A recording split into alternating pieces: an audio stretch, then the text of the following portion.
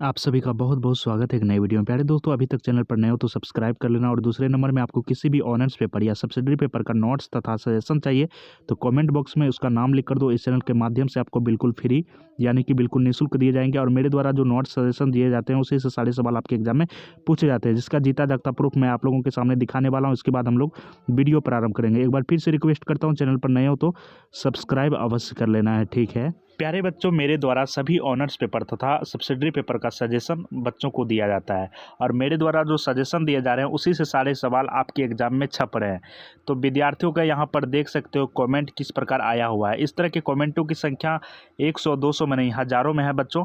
यहाँ पर देख सकते हो साफ साफ किस तरह का फीडबैक आया हुआ है बच्चों का। और ये बच्चों का कहना है कि सर आप जो सजेशन देते हो सभी ऑनर्स तथा सब्सिडरी पेपर का, उसी से सारे सवाल एग्जाम में मैच कर गए हैं, एक भी सवाल इधर उधर का नहीं है। तो प्यारे दोस्तों, आप भी हमारे ऊपर भरोसा करो और आप हमारे चैनल से जुड़ जाओ। मेरे द्वारा जो सजेशन दिए जा रहे हैं उससे आप एग्जाम हॉल में प्रवेश करने से एक दिन पहले जरूर देख लेना ताकि आपको हेल्प मिले। पार्ट 1 बीए प्रथम वर्ष या बीए फर्स्ट ईयर में यदि आपने हिंदी जैसे सब्जेक्ट को ऑनर्स पेपर के रूप में रखा है तो प्यारे बच्चों, आज का वीडियो आप सभी के लिए वरदान साबित होने वाला है। मैंने पिछले वीडियो में आप सभी को हिंदी ऑनर्स पेपर 1 का सभी इंपॉर्टेंट क्वेश्चन करवा दिया था। आप लोगों ने काफ़ी बेहतरीन सा फीडबैक भी दिया। आज के इस वीडियो में हम लोग हिंदी ऑनर्स पेपर 2 के सभी इंपॉर्टेंट क्वेश्चन देखने वाले हैं। यहाँ पर जितने भी प्रश्न आप देख रहे हो सारे के सारे प्रश्न आपके एग्जाम में पूछे जाएंगे, इसमें कोई शक नहीं, 100% गारंटी है दोस्तों। यदि आपको इन बातों पर विश्वास ना हो तो सभी के पास तो क्वेश्चन बैंक होगा ही। क्वेश्चन बैंक को पलटाइए और देखिए ये सारे सवाल आपके एग्जाम में कितने बार पूछे गए हैं, तो ही आपको इन प्रश्नों की अहमियत पता चलेगी, ठीक है। तो ही आपको इन प्रश्नों की इंपॉर्टेंसी पता चलेगी। प्यारे दोस्तों, ये सारे प्रश्न आपके एग्जाम में एक बार नहीं, 2 बार नहीं, पिछले 10 वर्षों से लगातार पूछे जा रहे हैं। अब आपका सवाल आता होगा, सर ये पिछले 10 वर्षों से लगातार क्यों पूछे जा रहे हैं? क्योंकि इससे बेहतरीन और इससे सर्वश्रेष्ठ प्रश्न एक भी नहीं है, इसीलिए एग्जामिनर के द्वारा इसे बार बार दोहराया जा रहा है, ठीक है। इन सभी प्रश्नों का उत्तर जो है हिंदी के प्रोफेसर के द्वारा काफ़ी आसान शब्दों में तैयार कर लिया गया है। यदि आप इन प्रश्नों का उत्तर एक नज़र से देख लेते हो, आप मन की गति से याद कर पाओगे और पूरे लाइफ टाइम तक इन प्रश्नों का उत्तर नहीं भूल पाओगे। इसी से अंदाज़ा लगा सकते हो प्यारे बच्चों की हिंदी के प्रोफेसर के द्वारा कितने आसान शब्दों में इन प्रश्नों का उत्तर तैयार किए गए हैं, ठीक है। मेरे द्वारा दिए गए उत्तर को यदि आप एग्जाम हॉल में सेम टू सेम लिख देते हो तो कॉपी जांचने वाले यानी कि एग्जामिनर भी इंप्रेस हो जाते हैं और वो भी आपको हिंदी जैसे सब्जेक्ट में फुल मार्क प्रदान करते हैं, क्योंकि उन्हें भी आसान शब्दों में उत्तर चाहिए होते हैं। प्यारे दोस्तों, मैं सभी से रिक्वेस्ट करता हूँ इन प्रश्नों को लिख लीजिए आप अपने कॉपी में। मेरे द्वारा जो आपको आंसर का PDF दिया जाएगा, उस PDF में सिर्फ और सिर्फ आपको इन प्रश्नों के आंसर ही देखने को मिलेंगे। सिर्फ और सिर्फ आपको आंसर ही देखने को मिलेंगे, ठीक है। आंसर ही देखने को मिलेंगे, आपको प्रश्न देखने को नहीं मिलेंगे। तो प्यारे दोस्तों, जब आप प्रश्न ही ना लिखोगे तो उत्तर पढ़ के क्या फ़ायदा। इसलिए प्रश्न लिखना आप लोगों के लिए काफ़ी ज़्यादा महत्वपूर्ण है। टारगेट विद शिवम यानी कि मैं 100% गारंटी लेता हूँ, इसी से सारे सवाल आपके एग्जाम में छपने वाले हैं। प्यारे दोस्तों, मैं यहाँ पर बार बार कह रहा हूँ कि मैं 100% गारंटी लेता हूँ।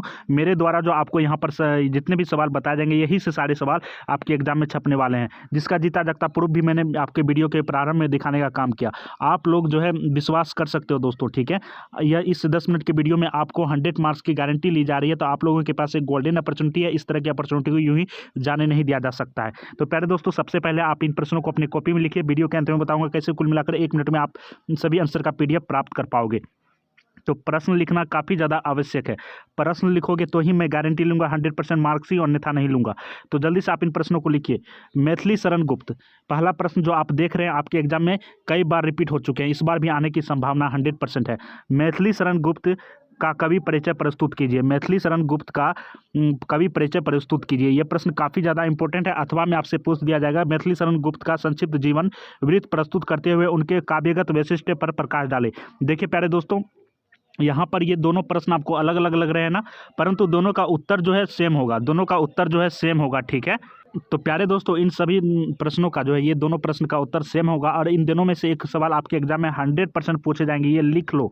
यहीं से सारे सवाल आपके एग्जाम में छपने वाले हैं। ये बात मैं बार बार बोल रहा हूँ क्योंकि ये वाकई में काफ़ी ज़्यादा इंपॉर्टेंट प्रश्न है दोस्तों, ठीक है। मैं ऐसे ही कोई बात नहीं बोलता। तो आपको इन दोनों प्रश्न में से एक प्रश्न आपके एग्जाम में अवश्य रहेंगे। मैथिली शरण गुप्त का कवि परिचय प्रस्तुत कीजिए, या आपसे पूछ दिया जाएगा मैथिली शरण गुप्त का संक्षिप्त जीवन का वृत्त प्रस्तुत करें, ठीक है। इन दोनों में से एक प्रश्न रहेंगे, लेकिन दोनों का उत्तर सेम होगा, ठीक है। क्वेश्चन नंबर दूसरा देखिए आप सभी, यशोधरा का काव्य रूप निर्धारित कीजिए। यशोधरा का काव्य रूप आपको निर्धारित करने के लिए कहा जा रहा है। यह प्रश्न भी काफ़ी ज़्यादा इंपॉर्टेंट है, या आपसे अथवा में पूछ दिया जाएगा मैथिली शरण गुप्त रचित यशोधरा उनकी किस प्रकार की काव्य कृति है स्पष्ट करें, यानी कि यशोधरा जो है मैथिली शरण गुप्त के द्वारा रचित है। ठीक है, इसके बारे में आपसे पूछा जा रहा है कि किस प्रकार की काव्य कृति है, आपको यहाँ पर स्पष्ट करना है। ये प्रश्न भी काफ़ी ज़्यादा लाजवाब है। ठीक है, क्वेश्चन नंबर तीसरा देखिए। और प्यारे दोस्तों, आप लोगों को एग्जाम में बहुत ही कम समय दिया जाएगा, समय जो है काफ़ी लिमिट मात्रा में दी जाएगी और आपको ज़्यादा से ज़्यादा पेजेस लिखने होते हैं। आप जितना ज़्यादा लिखोगे उतने अच्छे आपको मार्क्स मिलेंगे। ठीक है, तो प्यारे दोस्तों अभी से आप स्पीडली लिखने का काम करो, जितना ज़्यादा स्पीड लिख सकते हो लिखो। ठीक है, जल्दी से आप इन प्रश्नों को स्पीडली लिखने का काम कीजिए। ठीक है, क्वेश्चन नंबर तीसरा जो है काफ़ी ज़्यादा इंपॉर्टेंट प्रश्न है। ठीक है, क्वेश्चन नंबर तीसरा देखिए। यशोधरा काव्य के पठित काव्यांशों के आधार पर यशोधरा का चित्रांकन प्रस्तुत कीजिए। यशोधरा काव्य के पठित काव्यांश के आधार पर आपको यशोधरा का चित्रांकन प्रस्तुत करना है। यदि आपको लिखने में परेशानी हो रही है, आप यदि स्लो लिख रहे हो तो स्पीड लिखने का प्रयास करो, और यदि फिर भी नहीं हो पा रहा है तो आप वीडियो बैक करके जो है प्रश्न को लिखते चलो। अथवा में आपसे पूछ दिया जाएगा यशोधरा का चरित्र चित्रण करें। VVI का मतलब हो जाता है प्यारे बच्चों वेरी वेरी इंपॉर्टेंट, जिसमें VVI लगा हुआ है उस पर आपको ज़्यादा फोकस करना है। यशोधरा का चरित्र चित्रण करें। ठीक है, यहाँ पर जो भी प्रश्न आपको बताया जा रहे हैं 100% गारंटी ली जा रही है सभी प्रश्नों की। यशोधरा काव्य के पठित काव्यांशों के आधार पर राहुल का चरित्र चित्रण करें। यशोधरा काव्य के पठित काव्यांशों के आधार पर आपको राहुल का चरित्र चित्रण करने के लिए यहाँ पर कहा जा रहा है। ये प्रश्न भी VVI है, बोले तो वेरी वेरी इंपॉर्टेंट है। ठीक है, क्वेश्चन नंबर 5 में आपका यशोधरा काव्य के पठित काव्यांशों के आधार पर सिद्धार्थ का चरित्र चित्रण कीजिए। यशोधरा काव्य के पठित काव्यांशों के आधार पर यहाँ पर राहुल का चरित्र चित्रण के लिए बोल रहा था। यहाँ पर जो है यहाँ पर देख सकते हो सिद्धार्थ का चरित्र चित्रण कीजिए। यहाँ पर VVI है तो वेरी वेरी इंपॉर्टेंट है। ये प्रश्न आपके एग्जाम में तो बनेंगे ही, इसमें कोई डाउट नहीं है। प्यारे दोस्तों, आपके पूरे साल की तैयारी को मात्र इस 10 मिनट की वीडियो में कवर किया जा रहा है। आप लोगों के पास एक बेहतरीन सा मौका है। ठीक है, आपने पूरे साल पढ़ाई करी ना करी ये मैटर नहीं करता है, बस अभी आपको मेरे द्वारा बताए गए प्रश्नों को लिख लेना है कॉपी में। बस इतना लिख लो और एग्जाम हॉल में चले जाओ आंख बंद करके, आपको फिर महसूस होगा, आपको मेरी याद अवश्य आएगी।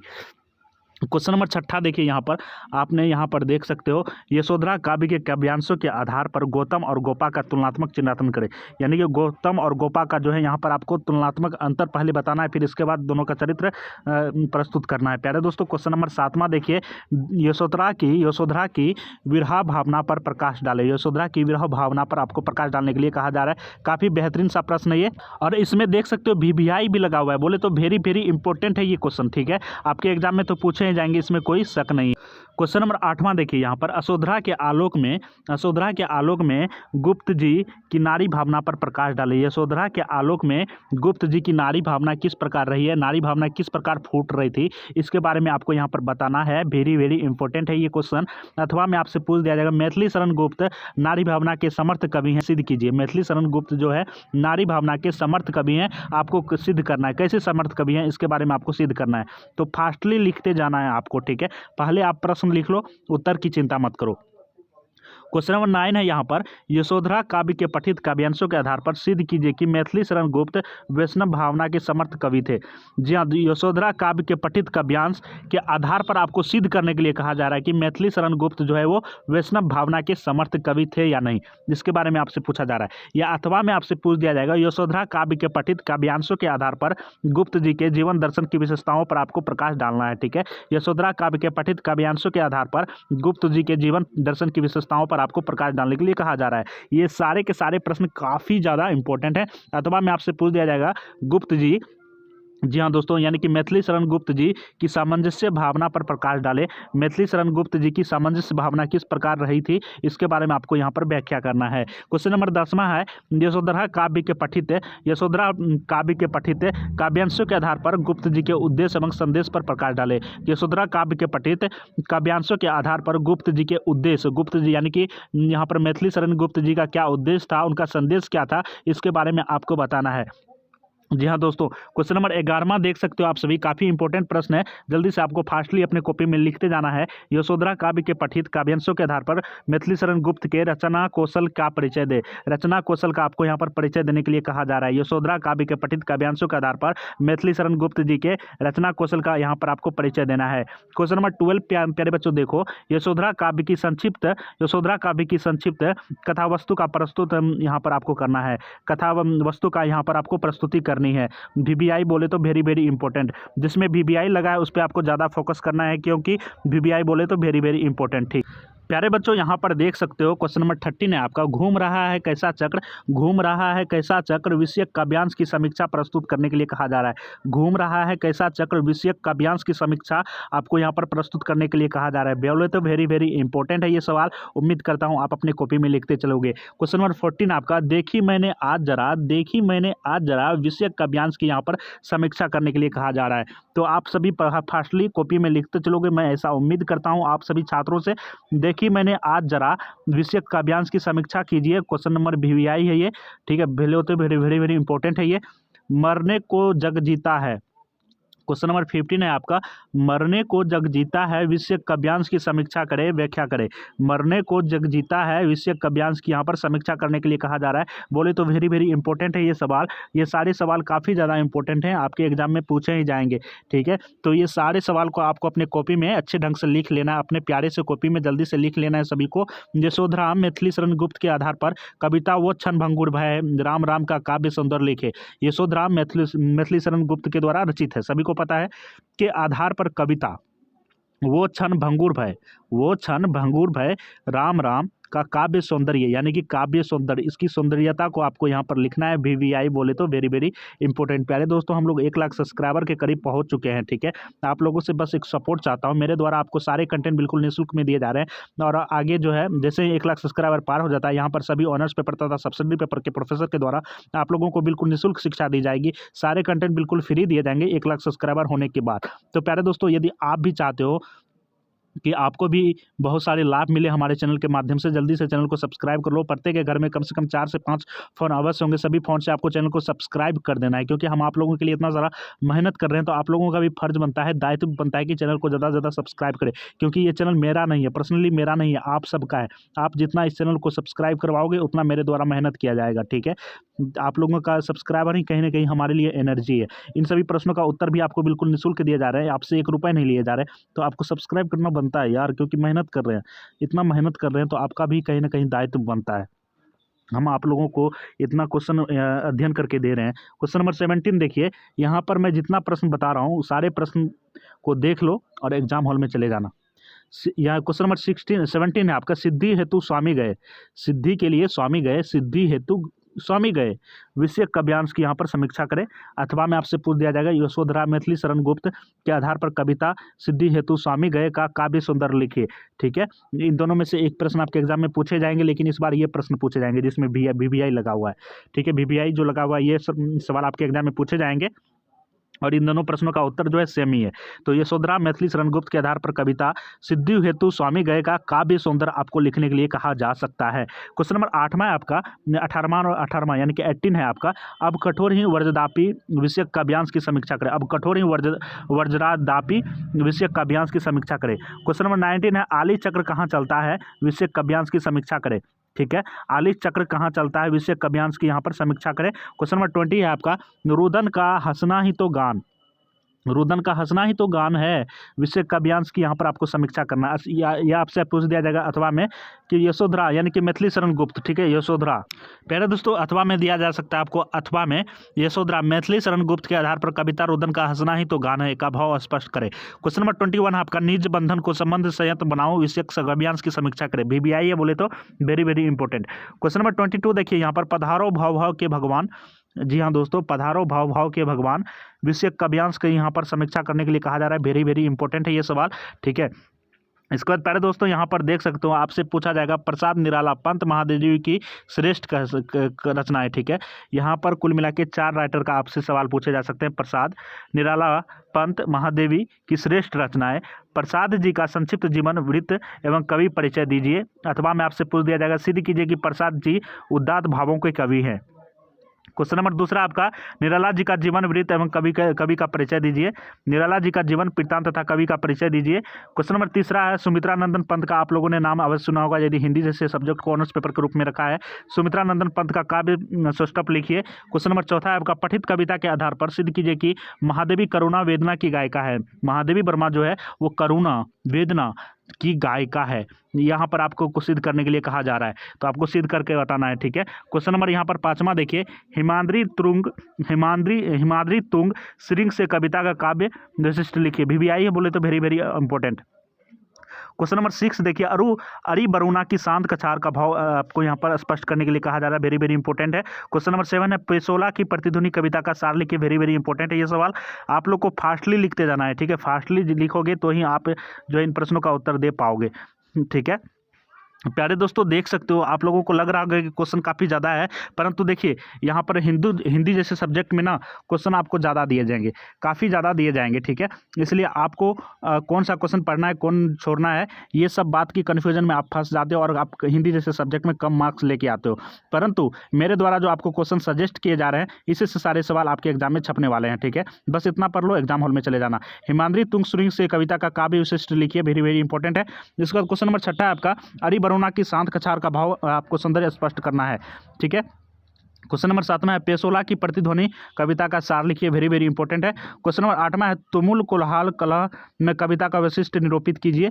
अथवा आपसे पूछ दिया जाएगा, जयशंकर प्रसाद की कृत कविता तुमुल कोलाहल में कलह में का भाव स्पष्ट कीजिए। वेरी वेरी इंपॉर्टेंट है ये सवाल। क्वेश्चन नंबर 9 देखिए, आप सभी बादल राग कविता का सार लिखे।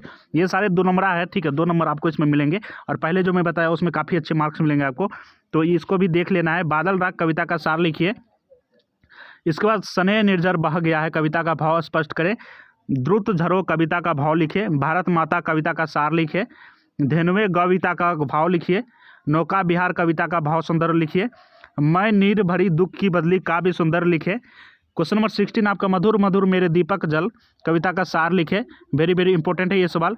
जीवन विरह का जलजात का काव्य सुंदर लिखे। वेरी वेरी इंपॉर्टेंट है ये सवाल। क्वेश्चन नंबर 18 है आपका, जाने किस जीवन की सुधि ले का भाव लिखे। क्वेश्चन नंबर 19 आपका, जागो फिर एक बार कविता का भावार्थ लिखिए। जागो एक बार फिर, इसके बारे में जब पढ़ोगे ना तो कहीं ना कहीं आपको मोटिवेशनल भी मिलेगा, ठीक। जागो एक बार फिर एक बार कविता का भावार्थ लिखे। तो ये सारे जो है मैं जो आपको यहाँ पर क्वेश्चन बताया, ठीक है, इसके ऊपर आपको ज़्यादा मार्क्स मिलेंगे। यहाँ से आपको 10 मार्क्स भी मिल सकते हैं, ठीक है। परंतु यहाँ पर जो है ये इससे 2 या 3 मार्क्स आपको मिलेंगे, ठीक है। तो आपको क्या करना है, सारे प्रश्न को अच्छे ढंग से कॉपी में लिख लेने हैं। यदि आपने नहीं लिख पाया तो प्यारे दोस्तों वीडियो को बैक करके आपको सभी को लिख लेना है। अब बात करते हैं, हम लोग 1 लाख सब्सक्राइबर के करीब पहुँच चुके हैं। आप लोगों से बस सपोर्ट चाहता हूँ, थोड़ा सा चैनल को ग्रो करवाया। सभी को अपने अपने मोबाइल से चैनल को सब्सक्राइब कर देना। अपने छोटे भाई बहन जो भी आपके घर में फ़ोन है, सभी फ़ोन से चैनल को सब्सक्राइब कर देने हैं, क्योंकि मेरे द्वारा सारे कंटेंट आपको बिल्कुल फ्री में दिए जा रहे हैं। तो आप लोगों का भी कहीं ना कहीं कर्तव्य और फर्ज बनता है। प्यारे दोस्तों, इन सभी का उत्तर प्राप्त करने के लिए आपको क्या करना होगा, डिस्क्रिप्शन बॉक्स में जाना होगा। डिस्क्रिप्शन बॉक्स में टेलीग्राम तथा व्हाट्सएप ग्रुप का लिंक है, दोनों को आपको ज्वाइन कर लेना है और आपको बार बार चेक करते रहना है। कल परसों तक में आपको इन सभी प्रश्नों का उत्तर PDF के रूप में मिलेगा। आप डाउनलोड करके पढ़ लेना। डाउनलोड करके पढ़ लेना, आपके पढ़ाई में 4 चांद लग जाएगा। पढ़ने मात्र से ही आपको याद हो जाएगा। समझ सकते हो कितने आसान शब्दों में इनका उत्तर तैयार किया गया है हिंदी के प्रोफेसर के द्वारा। तो प्यारे दोस्तों, आप लोगों को जो है PDF बिल्कुल निःशुल्क दिए जाएंगे। एक बार फिर से बता देता हूँ, मैं आप लोगों के लिए इतना सारा मेहनत कर रहा हूँ, प्लीज़ एक सब्सक्राइब कर देना यार, प्लीज़ एक सब्सक्राइब कर देना। मिलते हैं नेक्स्ट वीडियो में। Thanks for watching, bye bye, take care, जय हिंद दोस्तों।